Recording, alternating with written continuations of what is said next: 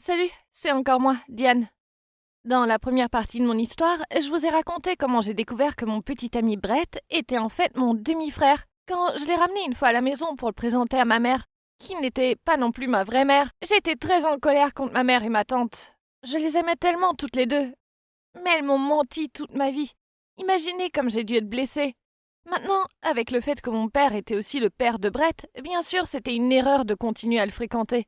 Alors un jour, nous nous sommes rencontrés sur le campus de notre université et je lui ai dit que je voulais rompre avec lui. C'était tellement horrible de lui briser le cœur comme ça. Mais la vérité serait bien pire. Une partie de moi voulait vraiment lui dire, parce que après, je pourrais rencontrer mes vrais parents. Mais alors, Brett allait vraiment souffrir. De toute évidence, Brett n'a pas bien pris la rupture. Il m'a appelé tant de fois. Et il est même venu chez moi pour me supplier de revenir, même s'il savait que ma mère ne voulait pas de lui là-bas. Je l'ai complètement évité, car j'avais l'impression que si je le voyais, je voudrais juste être à nouveau avec lui. J'ai fini par prendre un semestre de congé de l'université pour me remettre les idées en place. Mais ce n'était pas seulement pour éviter Brett, j'avais aussi une autre raison. J'ai remarqué que l'entreprise de mes parents biologiques embauchait un stagiaire en finance. J'ai découvert ça en cherchant sur Google un jour, et j'ai réalisé que je devais postuler. Eh bien, j'ai eu le poste. J'étais si nerveuse de rencontrer mes parents, et le tout premier jour, mon manager m'a présenté à mon père. Je devais essayer d'agir aussi normalement que possible, comme n'importe quel autre employé. Mais à l'intérieur, je criais, en espérant pouvoir lui dire qui j'étais vraiment. Quelques jours plus tard, j'ai enfin rencontré ma mère. Ma collègue m'a dit que parfois elle venait apporter le déjeuner à son mari. Et dès que je l'ai vue, j'ai commencé à trembler. Elle a tendu son déjeuner à mon père et lui a donné une bise sur la joue, et ils avaient l'air si mignons ensemble. Je ne pouvais pas m'arrêter de la regarder, et quand elle est partie, elle m'a jeté un regard et elle a souri. Soudain, je me suis sentie si émue, comme si j'avais perdu quelque chose que je n'avais jamais eu. J'ai fini par courir aux toilettes et par pleurer en secret. C'était tellement bouleversant. Lorsque mon anniversaire est arrivé, mes collègues ont organisé une petite fête d'anniversaire pour moi au bureau. Ma mère et mon père se sont joints à nous pour me féliciter, et m'ont même chanté bon anniversaire. Je n'arrêtais pas de regarder ma mère et j'ai remarqué qu'elle avait les larmes aux yeux. Je savais que c'était parce que mon anniversaire était le même que celui où elle m'a perdu, son seul enfant. Si seulement elle savait que j'étais là, juste devant elle. Ce soir-là, en rentrant à la maison, j'ai vu que ma mère et ma tante m'avaient aussi préparé une fête d'anniversaire surprise. Ça m'a rendue encore plus émotive, car j'ai repensé à toutes ces années. Peu importe qu'elles soient toutes les deux très occupées, elles m'organisent toujours une fête. À l'intérieur, j'avais l'impression de devenir folle. Je me sentais tellement déchirée entre les émotions pour ma famille biologique et adoptive. Je ne sais pas pourquoi, mais j'ai décidé que c'était le bon moment pour parler à ma mère et à ma tante de ma décision de rencontrer mes vrais parents. Ne vous inquiétez pas, je ne vous quitterai jamais toutes les deux. Et ma tante, je ne leur dirai jamais que c'était toi qui m'as kidnappée. Après ça, ma mère et ma tante pleuraient toutes les deux et m'ont remercié d'avoir promis de ne pas les quitter. Et elles ont même proposé de m'aider à retrouver mes parents, ce qui m'a fait pleurer aussi. Vous vous posez probablement des questions sur Brett. Eh bien un jour, j'étais dans l'ascenseur et tout à coup les portes se sont réouvertes et Brett se tenait juste là avec mon père. J'ai voulu m'enfuir, mais j'ai dû l'affronter. J'ai vite dit « Ah, hey, ça faisait longtemps Brett. Je travaille ici maintenant. Qu'est-ce que tu fais ici ?» Mon père nous regardait de façon confuse et je faisais semblant de ne pas savoir qu'ils étaient père et fils. Alors il m'a expliqué « Diane, c'est mon père. Vous avez dû vous rencontrer en travaillant ensemble. Papa, voici mon, ex-copine, Diane. Je t'en ai parlé, a-t-il dit. Puis mon père m'a complimenté et m'a dit que j'étais une fille formidable au travail et qu'il était désolé que ça n'ait pas marché pour nous. Brett m'a alors regardé avec tristesse. Je lui ai dit que j'avais du travail à faire et je me suis empressée de partir. Vous voyez, j'étais uniquement concentrée sur le fait de me révéler à mes parents et je ne voulais pas que quelque chose me distrait. Mais ça allait être difficile maintenant que mon père savait que j'étais l'ex de Brett. Mais heureusement, ma tante avait découvert quelque chose sur Ashley que je pouvais utiliser. Ce soir-là, ma tante est venue dans ma chambre et m'a dit qu'elle avait fait des recherches sur Ashley. Elle avait peur qu'Ashley commence à m'ennuyer si elle découvrait que j'essayais de retrouver ma famille. Il s'est avéré que ma tante était amie avec un ami proche d'Ashley. La même amie qui a aidé Ashley à engager ma tante pour me kidnapper. Alors, ma tante l'a rencontrée pour lui poser des questions sur Ashley. Et elle lui a dit qu'Ashley était mariée et qu'elle avait une fille. Quant à son fils, Brett, depuis qu'il était enfant, elle l'avait donné à la famille de son père, alias mes parents. Alors, ma tante est allée chercher la maison d'Ashley. Elle l'a vue aller quelque part avec des amis et l'a suivie.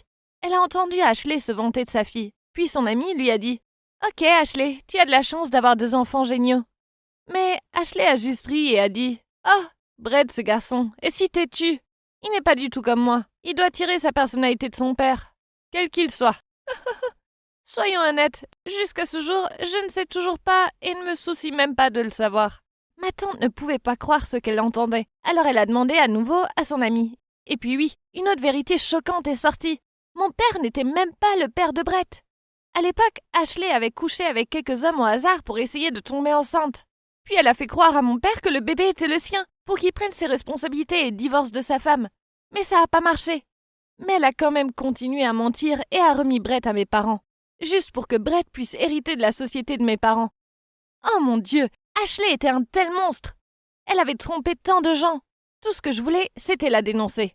Mais ma tante m'a dit que nous n'avions pas encore de preuves valables. J'ai donc dit à ma tante que je trouverais un moyen d'obtenir des échantillons d'ADN de Brett et de mon père. Tout d'abord, j'ai demandé à Brett de me rencontrer dans un café et je me suis excusée de mon comportement de fantôme.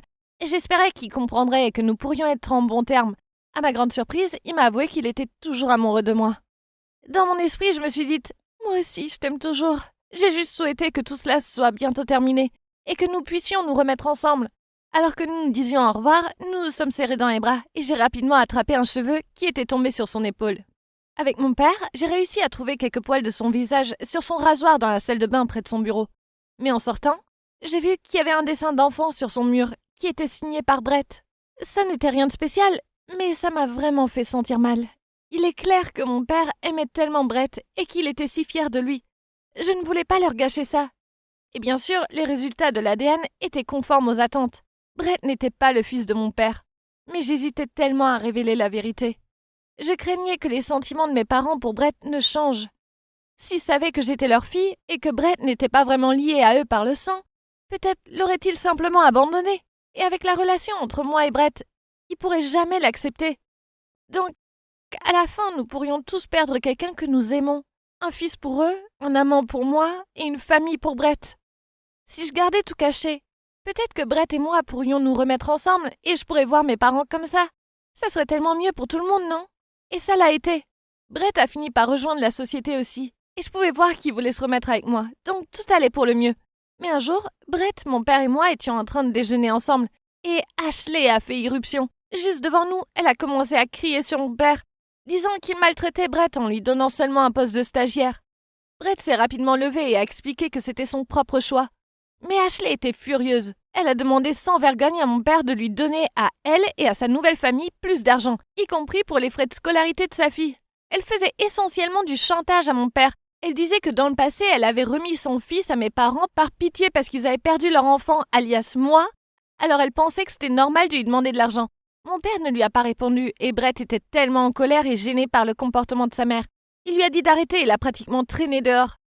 J'étais presque aussi en colère que Brett. Je me suis vite excusée et j'ai laissé mon père tout seul. Par un coup de chance, je suis tombée sur Ashley à nouveau. Après le travail, je suis allée acheter de la crème solaire et quand c'était mon tour de payer, j'ai senti quelqu'un me pousser par derrière. Puis la personne m'a dit « Je suis pressée, laissez-moi partir en premier, j'ai préparé mon argent. » Et oui, c'était nul autre qu'Ashley. Et l'argent qu'elle détenait était probablement l'argent de mon père. Il est clair que c'était pas pour les frais de scolarité de sa fille. Elle m'a pas reconnue et n'a même pas réalisé qu'elle m'avait fait tomber mon sac. Mais juste avant que je ne le prenne, elle est arrivée en premier. Et puis, il y avait une photo de moi à l'intérieur, de ma mère et de ma tante quand je n'étais qu'un bébé. Dès qu'elle l'a ramassée, son visage a changé. Elle a semblé reconnaître ma tante et soudain, elle a réalisé qui j'étais. Oh mon Dieu, je ne m'attendais pas à devoir affronter Ashley de cette façon. Est-ce qu'elle me ferait du mal maintenant ?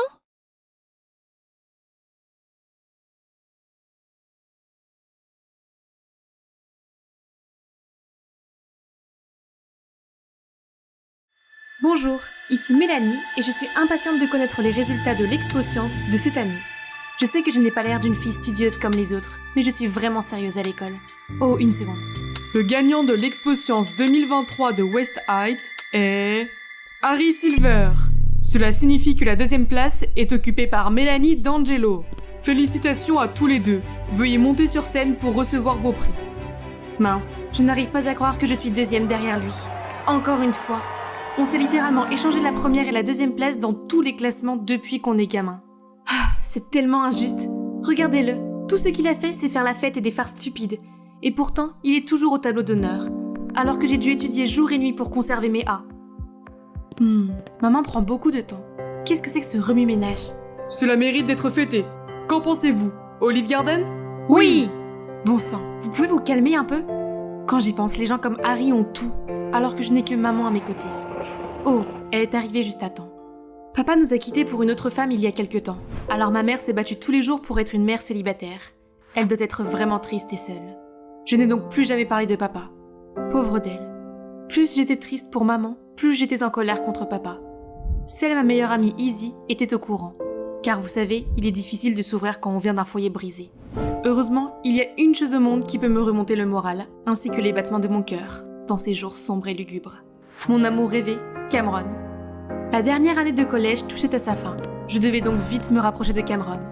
Le problème, c'est qu'à chaque fois que je me rapprochais de lui, ce rabat-joie sortait de nulle part pour se moquer de moi. Il n'arrêtait pas de m'appeler Mélanine parce que C'est ce qui te manque. il m'embêtait sans arrêt. Nous ne nous étions jamais entendus, mais sérieusement, qu'est-ce qui ne va pas chez lui ces derniers temps? Il s'en prenait beaucoup trop à moi. Et pourquoi seulement à moi? Je n'arrive pas à croire que tout le monde pense qu'il est un élève modèle. Pour moi, Harry n'est rien de plus qu'un insecte des plus agaçants. D'accord. Coiffure, maquillage, dents blanches. C'est bon. J'essaie à nouveau aujourd'hui, en attendant Cameron à son casier, ma lettre d'amour à la main. Dès que j'ai vu son beau visage, j'ai pris une grande inspiration et j'ai affiché mon plus beau sourire. Mais tout d'un coup, quelqu'un m'a décoiffé par derrière. Aïe! Je me suis retournée pour voir le coupable. Harry! Tu es superbe. Et en plus, ils produisent de l'électricité. Maintenant, tu peux recharger ton téléphone avec tes cheveux. Remercie-moi plus tard. Oh mon Dieu. Personne ne devrait voir cette coiffure de méduse. Mon plan pour me confesser a encore échoué avant même d'avoir commencé. Tout ça grâce à ce clown d'Harry. Attendez, ce n'est pas mon père? Il sortait du bureau du principal avec une femme beaucoup plus jeune que lui et un garçon de mon âge. D'après ce que j'ai compris, ils ont dit que son fils irait ici. En voyant mon père commencer une nouvelle vie avec sa nouvelle famille, je n'ai pas pu m'empêcher d'avoir de la peine pour ma mère. C'est la faute de cette femme. Si elle disparaissait, les choses pourraient redevenir comme avant. Mais ce n'est qu'un souhait. Et maman et moi devons supporter cette vie ennuyeuse et malheureuse jour après jour. Le vaudou pour les nuls? Une puissance supérieure m'écoutait-elle? Cela semble être la réponse à mon problème. J'ai immédiatement commandé le livre. J'ai commencé à étudier toutes sortes de sorts et de rituels dès que le paquet est arrivé. Des poupées vaudou? Intéressant. Le lendemain, je suis allée chercher Izzy au plus vite. Hey, je pense utiliser une poupée vaudou sur la nouvelle femme de mon père pour réunir mes parents. Qu'en penses-tu? Est-ce que ça marche vraiment? Je ne pense pas. Yo, mercredi. Désolé. Yo, mercredi d'imitation. Harry Silver, tu es tellement mort. Mais attendez une seconde. Tu sais quoi? On peut le tester. Harry serait le parfait cobaye. Quoi? Lui? Il est juste en train de jouer. Et si le vaudou fonctionnait vraiment? Harry ne le mérite pas? Eh bien, je ne crois pas. Alors, fabriquons une poupée pour notre petit garçon. Crocheter une poupée est facile, mais le plus difficile était d'obtenir les cheveux de mon sujet. Et vous pouvez être sûr que je ne m'approcherai pas physiquement de Harry, même si quelqu'un me paye pour le faire. J'ai donc acheté ça, une planche Ouija. Cela m'aidera à trouver le code de son casier. Il doit y avoir quelques bâches collées sur la brosse à cheveux de luxe qu'il gardait à l'intérieur. Ah, mais aucune des combinaisons n'a fonctionné. C'est déjà la 10e fois. Et si on faisait ça? Nous y voilà. Mais il n'y avait que des livres à l'intérieur. Ah, ennuyeux. Alors ce sera le vestiaire de l'équipe de foot. Je vais certainement trouver quelque chose sur son uniforme. Voyons ça. Harry Silver. C'est ça. Ah, je l'ai eu. J'étais sur le point de fuir la scène quand j'ai soudain vu un garçon avec seulement une serviette autour de la taille. Ah! J'ai sprinté jusqu'à la porte et j'ai foncé dans le couloir. C'était moins une. Bon, il me restait une poupée vaudou terminée. Et c'est fait. J'ai montré avec enthousiasme à Izzy le travail de la nuit dernière. Pas mal, hein? Elle a aussi les cheveux de Harry. Quoi? Comment sais-tu que c'est vraiment ceux de Harry? Et si c'était celui de quelqu'un d'autre? Eh bien, Hé, il paraît qu'un pervers avec des yeux de panda s'est baladé dans les vestiaires des garçons hier. Va-t'en! Mais ne t'inquiète pas, à partir d'aujourd'hui, nous nous relayerons pour garder l'entrée et les attraper. Oh, quelle coïncidence! Tu corresponds parfaitement à la description du coupable, Mélanine. Mais tu n'es certainement pas aussi perverse que ça, n'est-ce pas? J'étais tellement en colère que je sentais de la fumée sortir de mes oreilles. J'aimerais que mon regard puisse tuer ce morveux. Mel, tu serres le bras de la poupée, il va se détacher.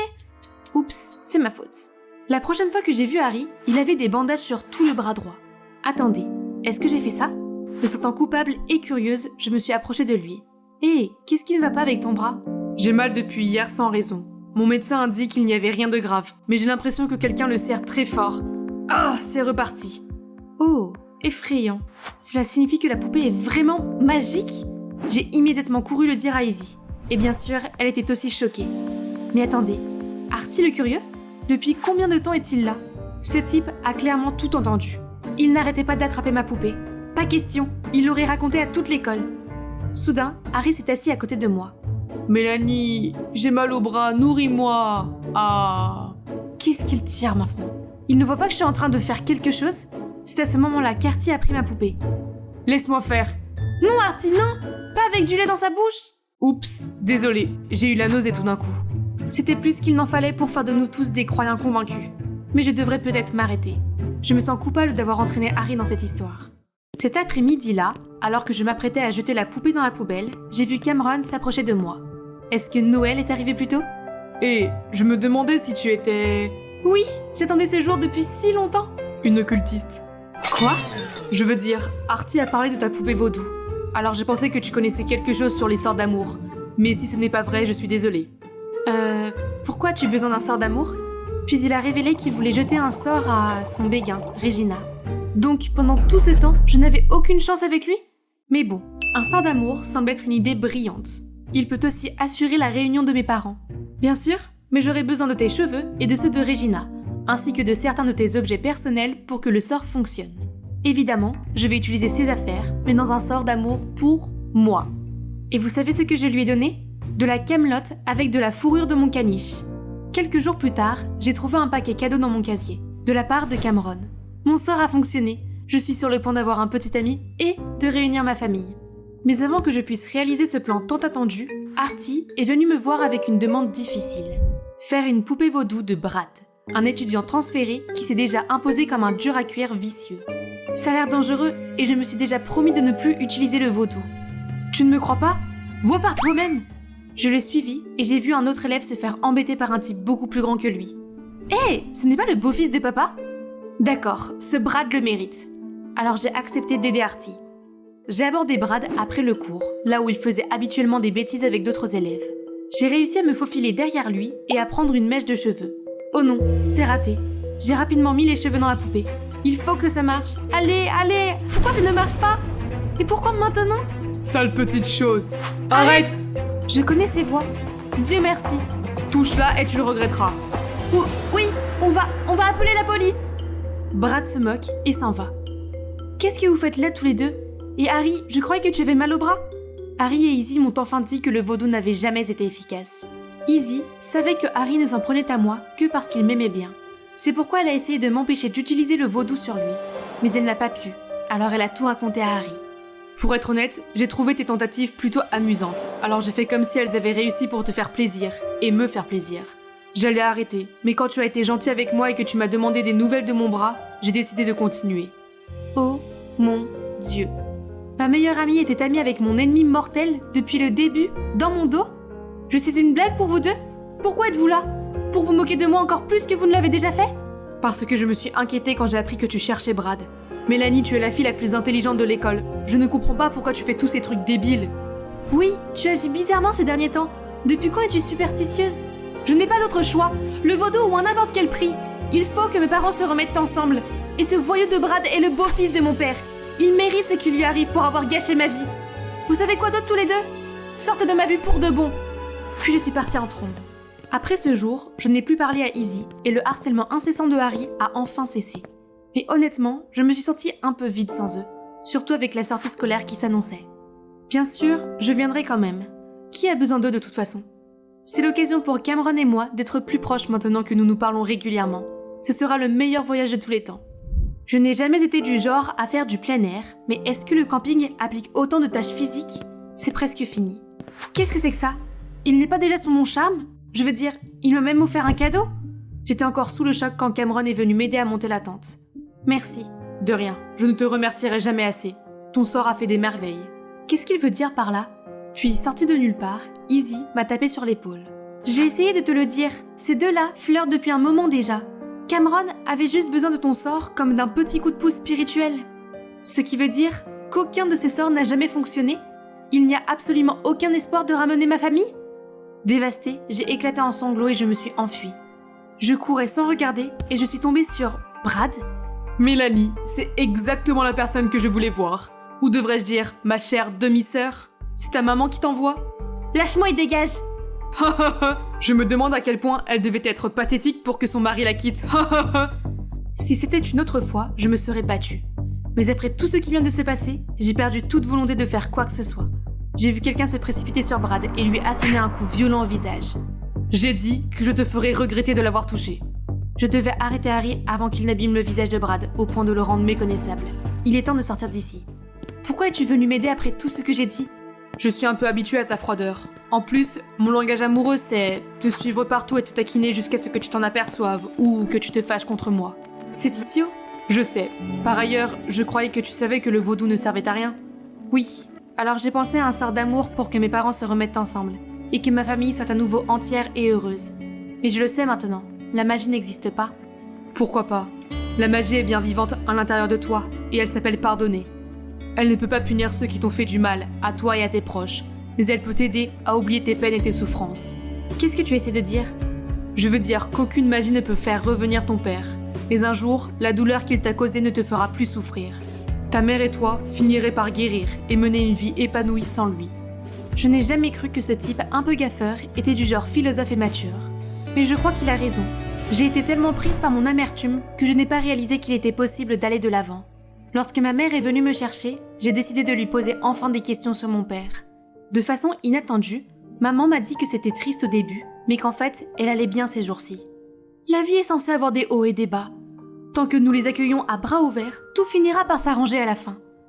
Après tout, ton père aura la vie qu'il veut, et nous vivrons notre vie.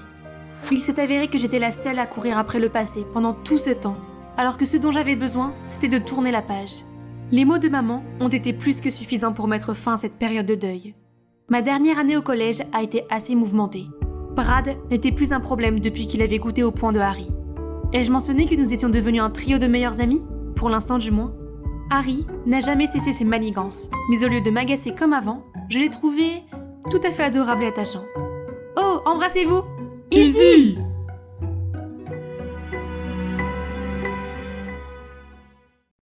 L'été avant de devoir rentrer à la fac, j'ai fait du secrétariat chez un mécanicien. Un des mécaniciens, qui s'appelait Georges, a commencé à me draguer presque immédiatement. Et après 2 jours de travail, il m'avait déjà proposé qu'on se voie. Au final, ce fut un coup de foudre. Il me faisait voir la vie en rose. Je l'ai présenté à tous mes amis, et tout le monde l'adorait. Puis un malheur est arrivé. Un soir, il m'a appelé pour me dire qu'il avait eu un accident, et que son bras était cassé. Il a dit qu'il ne pourrait pas travailler pendant un moment, et il ne savait pas comment il allait payer son loyer. J'ai proposé de l'aider en lui disant que je lui donnerais 1 000 $. J'avais vraiment besoin de cet argent pour ma première année de fac. Mais je savais qu'il me rembourserait. Et il l'a fait. La semaine suivante, il m'a donné 200 $. Puis je lui ai demandé quand il pouvait me donner le reste. Et c'est là que ça a commencé à déraper. Il ne m'a pas répondu. J'ai essayé de l'appeler, mais soudainement il n'était plus du tout joignable. J'ai appelé son coloc. Il a dit que Georges était parti. Il avait tout pris. Son lit, ses meubles. Il n'y avait plus rien. J'ai commencé à paniquer. Où était-il parti? J'ai contacté tous ceux que je pouvais pour leur demander. Et un mec a raccroché quand j'ai prononcé le nom de Georges. Puis il m'a envoyé un message en disant que Georges lui devait beaucoup d'argent et qu'il ne voulait pas entendre parler de lui, sauf si c'était pour dire qu'il allait le rembourser. J'étais tellement choquée. Et s'il lui était arrivé quelque chose? Puis quelques jours plus tard, un de ses amis m'a appelé et m'a dit que Georges était un peu en dépression et qu'il faisait une retraite méditative de silence pour essayer de faire le vide. Ok, ça faisait sens. Enfin, il aimait bien méditer. Puis un soir, on frappa à ma porte. Il était tard et je priais pour que ce soit Georges. Mais non, c'était une vieille femme. Je ne la connaissais pas. Elle pleurait en disant qu'elle était la mère de Georges et qu'elle venait d'apprendre que Georges venait de décéder. J'ai tout de suite fondu en larmes et on s'est enlacés. Elle a dit que Georges avait beaucoup de dettes et qu'un gang l'avait tué. Non, criai-je. Ça ne pouvait pas être vrai. Georges ne faisait pas de jeu d'argent. Mais c'était vrai. Et il a fallu que je m'y fasse. Il était parti et il ne reviendrait pas. Et il n'y avait pas d'obsèques. J'ai mis beaucoup de temps à m'en remettre. J'ai failli ne pas aller à la fac. Mais mes amis m'ont convaincu que ce serait positif pour moi. Puis j'ai fini par rencontrer un nouveau mec, Arnaud. Et c'est rapidement devenu sérieux. Je lui ai parlé de Georges et il était très compréhensif. 1 an plus tard, il a réservé un voyage surprise pour mon anniversaire. Et je commençais enfin à me sentir de nouveau normale. Il a loué une voiture pour qu'on aille dans un bungalow près de la plage. Mais en chemin, la voiture est soudainement tombée en panne. On était littéralement au milieu de nulle part. Donc on a passé des appels pour essayer de trouver un garage qui nous dépanne. Ça nous a pris plus d'1 heure pour trouver de l'aide. Puis encore 30 minutes pour être dépannés. En arrivant, je suis allée m'asseoir. Et je n'ai pas pu m'empêcher de penser à Georges. La dernière fois que j'avais été dans un garage, c'était quand on travaillait ensemble. Arnaud était occupé à parler au mécanicien. Puis il m'a appelé. « Chérie, j'étais en train de dire au mécanicien que tu travaillais aussi dans un garage. » J'ai levé les yeux et je pensais halluciner. C'était Georges. J'ai senti tout mon corps se refroidir. Et j'ai vraiment cru que j'allais m'évanouir. Arnaud a couru vers moi pour me demander si ça allait.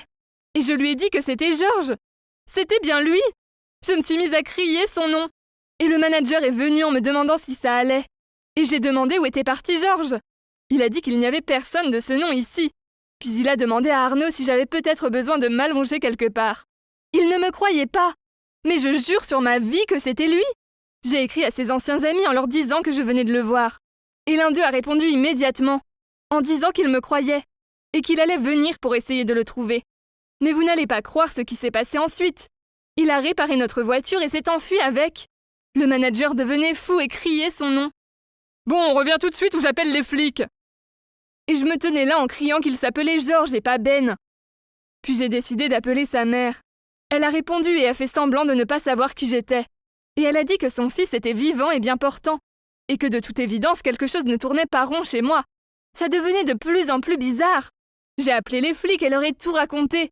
Et ils ont dit que Georges était sur la liste des personnes disparues. Et qu'ils essayaient de le localiser depuis 1 an et demi. Je leur ai dit qu'ils venaient de voler notre voiture.